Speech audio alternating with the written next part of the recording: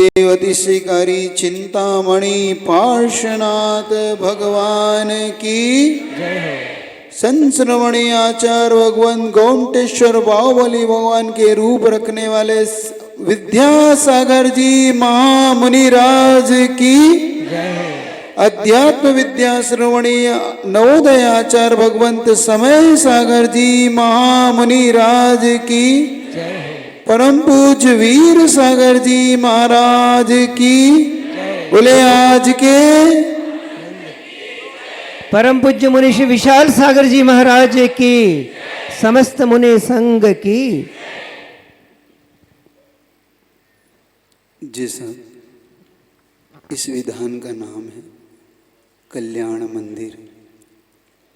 आचार्य कुमुद चंद्र महाराज ने भगवान पार्श्वनाथ की स्तुति करते हुए इस विधान की जो रचना की वो स्वयं अनवर्त संज्ञा है। वो बता रहा है कि कल्याण का घर मंदिर यहाँ पर मतलब जो कल्याण को देने वाला। ऐसे भगवान पार्श्वनाथ सब जानते हैं कि भगवान पार्श्वनाथ संकट हरने वाले पार्श्वनाथ कहलाते हैं। भगवान पार्श्वनाथ सबसे ज़्यादा प्रसिद्ध है इस भारत में। सबसे ज़्यादा मूर्ति आपको मिलेगी कहीं तो भगवान पार्श्वनाथ भगवान की मिलेगी कि नहीं, है ना। और इस मुरुड़ के तो मूल नायक ही पार्श्वनाथ है। मतलब मुरुड़ वालों का विशेष तौर से पुण्य कि उनको उनके बड़े बाबा पार्श्वनाथ भगवान मिले जो संकट हरने वाले और सब कुछ देने वाले हैं। ऐसे पार्श्वनाथ भगवान का आज आप और हम मिल के स्तुति करने जा रहे हैं, उनकी भक्ति करने जा रहे हैं। क्यों? क्योंकि आज का दिन वो है जब भगवान ने केवल ज्ञान की प्राप्ति की थी। और एक बात ये तो समझना अच्छे से है अपन सबको कि स्तुति करना कोई चापलूसी नहीं है। ये आराध्य और आराधक के बीच में एक ऐसा घनिष्ठ संबंध है, भक्त और भगवान के बीच की एक ऐसी संधि है। जब एक बार ये संधि प्रकट हो जाए तो हमें भक्त से भगवान बनने से कोई नहीं रोक सकता। जिन शासन की सबसे बड़ी खासियत आपको ये जानना चाहिए कि हर दर्शन में भगवान भगवान रहता है, भक्त भक्त रहता है। कभी भक्त भगवान नहीं बनता। आप इतने दर्शन उठाइए, लेकिन जिन शासन में एक वीतराग शासन ऐसा शासन है जहाँ पर भक्त से भगवान बनने की यात्रा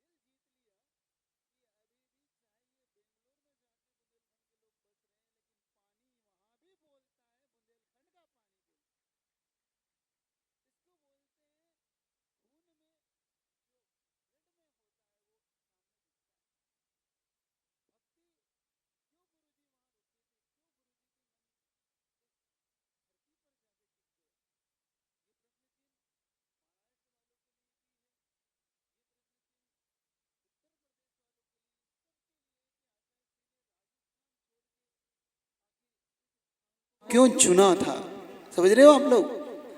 तुम कहीं भी बस जाना, जैसे आचार्य श्री मारवाड़ियों के लिए बोलते थे कि जहां ना जाए बैलगाड़ी वहां जाए मारवाड़ी, ऐसे ही बुंदेलखंड वालों के लिए कहीं भी चले जाओ, बुंदेलखंड का वो दृश्य दिख ही जाता है। उनके पानी पीने के, उनके भोजन करने के तरीके से, उनके उठने बैठने के तरीके से दिख जाएगा कि ये बंदा बुंदेलखंड का होगा, तभी ये इस क्रिया को कर रहा है। बिल्कुल पक्की बात है, क्योंकि ये आवश्यक है। और एक और चीज है, मैंने आचार्य से एक अच्छा एक संस्मरण पढ़ा। जब गुरुदेव राजस्थान छोड़ा, गुरुदेव ने सन 76 के अंदर आचार्य श्री ने राजस्थान छोड़ा और कटनी पहुंचे थे। उस समय आचार्य भगवान को राजस्थान की धरती पे उन्होंने आचार्य ज्ञान सागर जी के सानिध्य में एक मंदिर, आदिनाथ मंदिर का मंगलाचरण किया था। मतलब उसकी नींव रखी थी नया मंदिर बनने की। अब वो 10-12 साल में तैयार होके तैयार था, और बार बार वो गुरुदेव से कह रहे थे कि अब दादा गुरु तो नहीं रहे, कम से कम आपके सानिध्य में पंचगणक होना चाहिए। सुनना अच्छे से।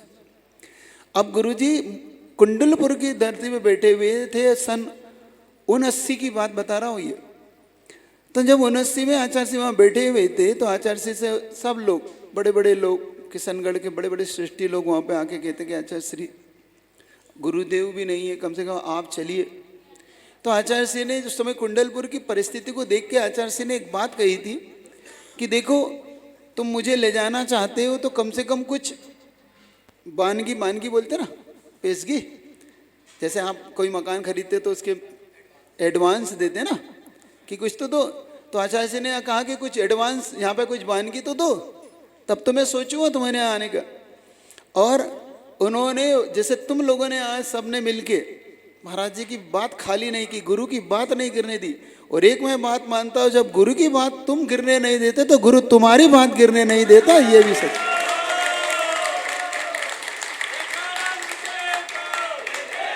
कभी गुरु अपने शिष्य की बात को गिरने नहीं देता, क्योंकि तुमने गुरु की बात नहीं गिरने दी। और उन्होंने भी उस दिन गुरु की बात गिरने नहीं दी। उन्होंने लाखों रुपए का दान उस दिन कुंडलपुर की धरती को दिया। और गुरु जी ने बस इसी बात की प्रसन्नता से कि देखो आज कुंडलपुर का बड़ा मंगलाचरण हुआ है, कुंडलपुर की धरती धन्य होने जा रही है, बस उन्होंने, गुरुजी ने वहीं से यात्रा शुरू की, कुंडलपुर से सीधे जयपुर होते हुए। और जयपुर में भी आचार्य श्री को 103-4 डिग्री बुखार आया, उसमें भी गुरुदेव ने लगातार विहार करते हुए किशनगढ़ का पंचगणक पूर्ण किया। ये थी गुरुदेव की। अब मैं कहना क्या चाहता हूँ तो समझ रहे हो ना, तुम्हारे हक में कह रहा हूँ कि आज सुबह जब तुमसे बानगी मांगी गई, जब इनसे कहा गया, सुनो मुरुड़ वालों, जब तुम्हारे यहाँ संत निवास की चर्चा नहीं थी यहाँ पे, तब महाराज जी ने मुझसे कहा कि अरे देखो यहाँ पे संत निवास नहीं है, कम से कम एक संत निवास बनना चाहिए, क्योंकि संतों के लिए अभय दान देना। तुम दे क्या सकते हो, गुरु को क्या दे सकते तुम बताओ, और गुरु तुमसे क्या लेगा। अरे गुरु को जो देना थे उनके गुरु ने सब कुछ दे दिया, हमें तो ऐसे रत्नत्रय दे दिया, तुम कुछ दे नहीं सकते, इस रत्नत्रय से सब मिल जाता है। ये तो महाराज जी हमारे लिए, गुरुओं के लिए नहीं मांग रहे, इसके बहाने तुम्हारे लिए एक व्यवस्था बना रहे हैं। क्योंकि जब यहाँ पे कोई साधु आएगा, रुकेगा, और रुकने के बाद यहाँ से जगह नहीं होगी तो कहाँ रुकेगा बताओ। अगर मुरुड़ में रुकना है, और हम तो ऐसा मानते हैं कि मुरुड़ हमारे लिए 2 भागों में बटा हुआ नहीं है, हमारे लिए तो मुरुड़ एक था, एक है, एक रहेगा। मुरुड़ समाज को भी एकता का साथ देना है, एकता के साथ देना है। तो यहाँ पे संत निवास की नींव रखने के लिए सबसे ज़्यादा बुंदेलखंड के लोगों ने, चाहे वो बेंगलोर में रहता, मैं तो बुंदेलखंड ही बोलता हूँ, देखो भाई मैं तो बुंदेलखंड वाले ही बोलता हूँ इन लोगों को, कि इन लोगों ने आज तुम्हारे मुरुड़ में प्रथम मंगलाचरण किया। और यहाँ पर अब उन्होंने चातुर्मास की बानगी दी, उन्होंने तो नहीं दिया उन्होंने कमरा तो इस बहाने दिया कि महाराज जी गुरु कृपा हम पे हो जाए। और उन्होंने सीधे सीधे एक कमरा यानी 5 लाख रुपए की घोषणा इस मुरुड़ में संत निवास के लिए की है। सोचो, अब तुम्हें सोचना है कि हम गुरु के लिए क्या देते। और तुम लोगों को जो जिन्होंने कमरे दिए, तुम्हारे लिए भी एक गौरव की बात रहेगी कि जब ये संत निवास बनेगा तो तुम्हारे लिए भी रहेगा कि पहला कमरा हमारा था, हमारे गुरु के लिए हमने दान दिया था। ये बिल्कुल, और जो गुरु के लिए देता है सबसे ज़्यादा मैंने फलीभूत होते किसी को देखा, तो जो भगवान के लिए देता वो भी बाद में फलता है, जिनवाणी पे भी बाद में फलती है। इस पंचम काल में सबसे ज़्यादा कोई फलता है तो गुरु का आशीर्वाद, गुरु के लिए दिया हुआ दान फलता है। और ये बुंदेलखंड की धरती जानती है कि जब जब आचार्य भगवान जब से वहाँ पधारे, आचार्य श्री के पहले का दौर और आचार्य श्री के आने वाला बाद का दौर, ये बुंदेलखंड की इसके बाद का गवाह है कि जब से गुरु जी आए उस बुंदेलखंड में पहले 2, 5, 10 हजार 20 हजार रुपये की बोली लेने के लिए सोचना पड़ता था। आज वही बुंदेलखंड 5-5 करोड़ रुपए की बोली लेने के लिए नहीं सोचता, गुरु के एक कहने पर 100 धर्मेंद्र बनता है। सुनना क्यों? क्योंकि उन्होंने दान की महिमा समझी है, उन्होंने त्याग की महिमा समझी है, उन्होंने त्याग को बड़ा बनाया। और आचार्य भगवान ने हमेशा, 1 मिनट भैया अभी कुछ बांटना नहीं, बैठ जाओ बैठ जाओ, ये याद रखना। और तुमसे भी मैं कहना चाहता हूँ, तुम्हें कभी कमी नहीं पड़ेगी। जिन्होंने भी दान दिया उनके कभी कमी पड़ती नहीं। और ये सूत्र मेरा नहीं है, अपन सब जिनको चलते फिरते अपने भगवान महावीर मानते थे उन गुरुदेव के दिए हुए सूत्र हैं। ये दान की महिमा उन्होंने बताई है, हमने नहीं बताई। हमने उनसे सीखी है, समझी है कि श्रावक के जीवन में पाप को धोने का कोई मार्ग है, पाप से ऊपर उठने का कोई मार्ग है, तो वो है दान। क्योंकि तुम बड़ी बड़ी साधना नहीं कर सकते। तुमसे अगर ब्रह्मचर्य का कहें तो तुम ले नहीं सकते, ठीक है भाई, सदा और संतोष तक हमारा सीमित रह सकते। तुमसे कहें कि भाई कोई बड़ा व्रत ले लो, प्रतिमा ले लो, तो माँ अभी स्थिति वैसी नहीं है हर कोई। तो तुम्हारा एक ही चीज़ बचती है, वो है दान की महिमा। और सच बात तो यही है कि श्रावक का जीवन वास्तव में उठता भी इसी चीज़ से ऊपर है।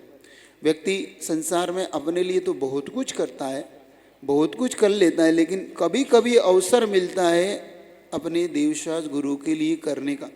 सही बताओ, अगर ये योजना नहीं होती तो तुम किसको दान देते, किस में दान देते, है ना? बस यही होता कि तुम आते 2, 5, 10 हजार की बोली लेके चले जाते। लेकिन तुम्हारा पुण्य देखो, मैं पुण्य देखो कितना सोच रहा था। जब महाराज जी ने उधर शांति धारा कराई तो संयोग से हम इधर आ गए।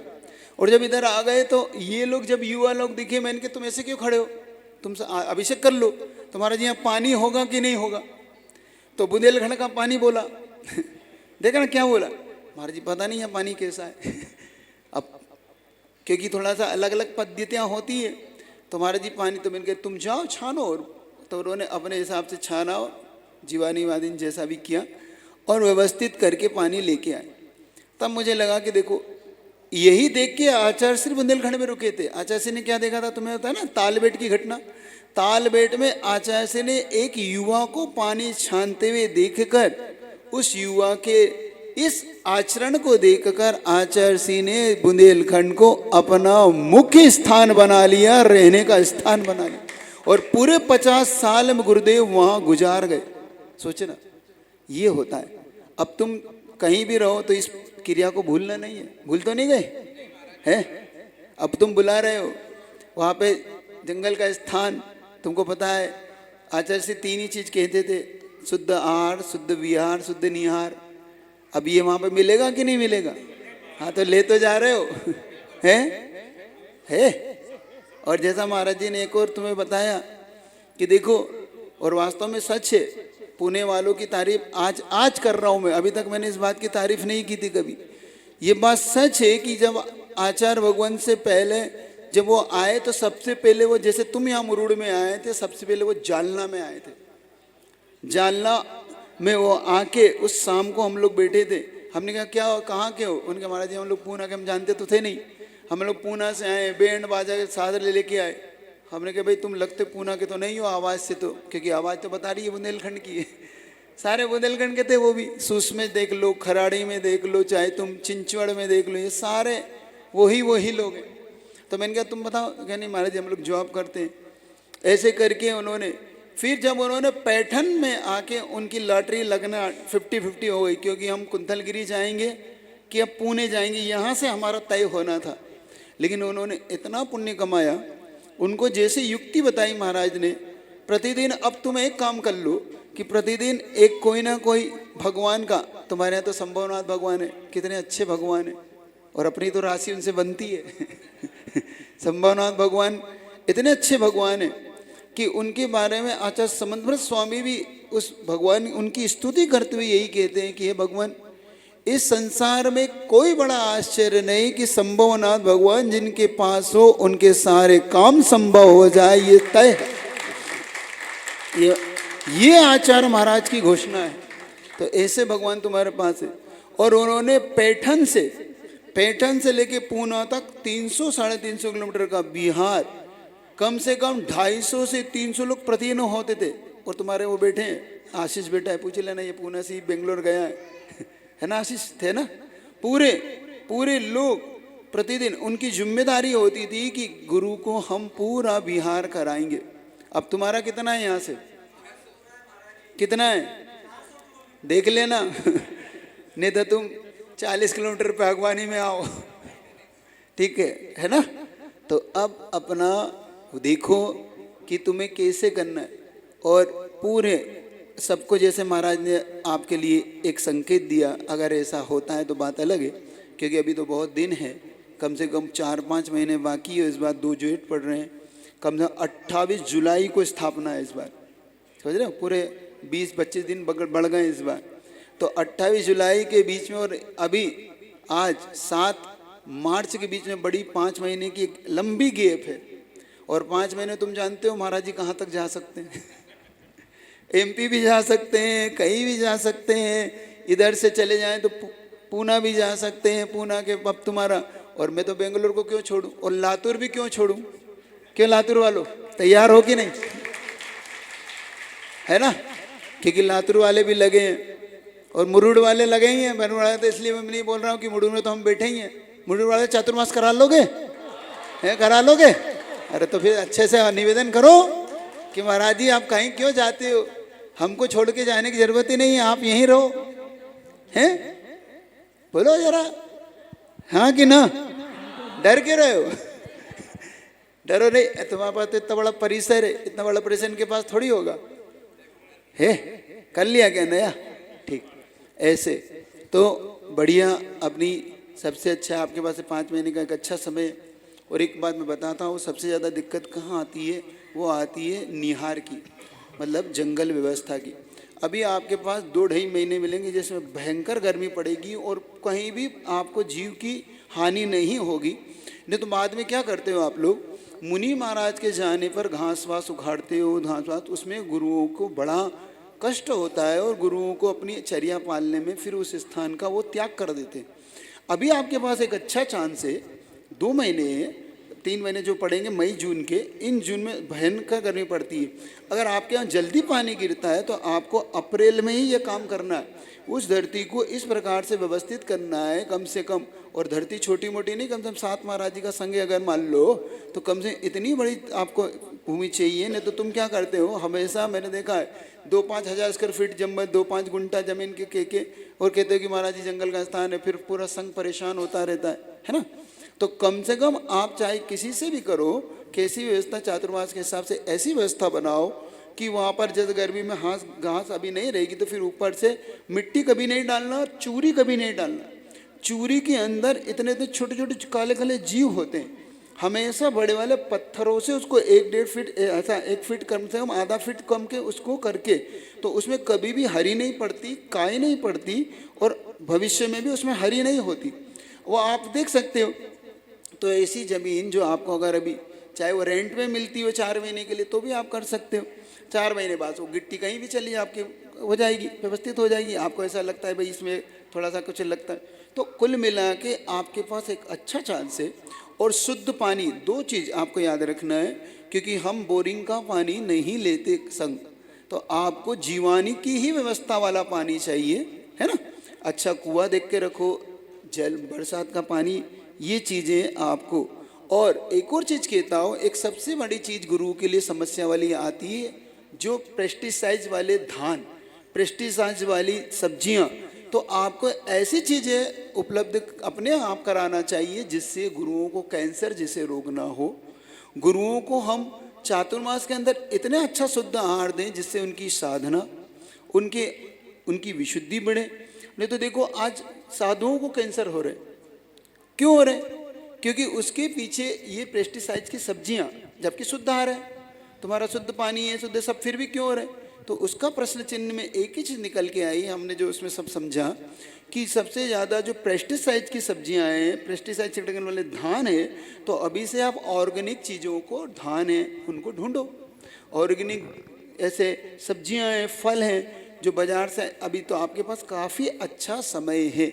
और ये मैं सिर्फ बेंगलोर वालों के लिए नहीं कह रहा, ये तो मैं हर जगह के वालों के लिए कह रहा हूँ, जो जहाँ जहाँ चातुर्मास जिन संघों का कराना चाहता है, अपने गुरुओं की रक्षा करना चाहता है, अपने गुरुओं को लंबे दीर्घ आयु देखना चाहता है, तो सबके लिए एक बात कहता हूँ कि ये चीज़ तुम सब करके रखो अपने यहाँ पे।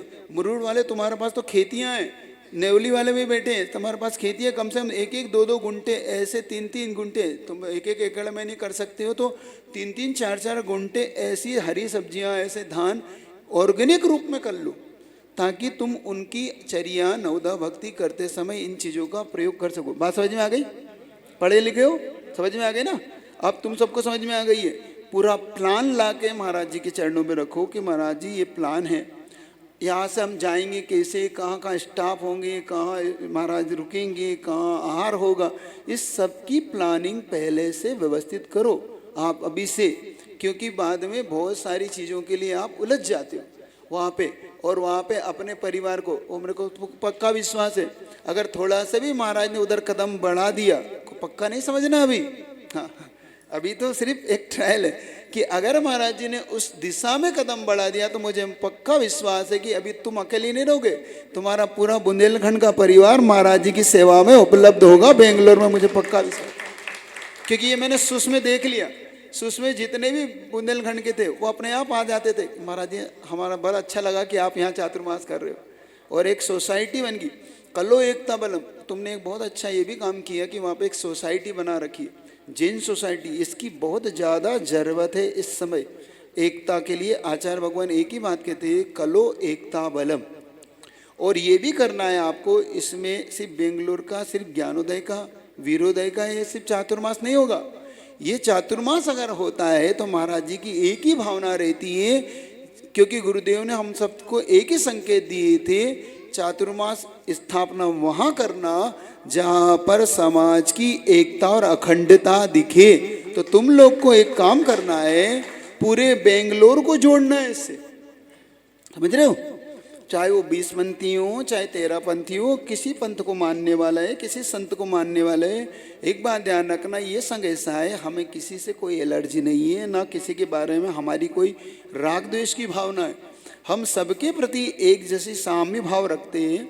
वो उनकी चर्या से वो उनकी अपनी चर्या करते हैं, उनको उनके जैसा अभिषेक करना हो, जैसा पूजन पद्धति करना हो, वो उनकी तरह से करते हैं, उसमें छेड़छाड़ हम नहीं करते। तो ये आपको बेंगलोर, पूरे बेंगलोर को जोड़ना है, समझ रहे हैं ना?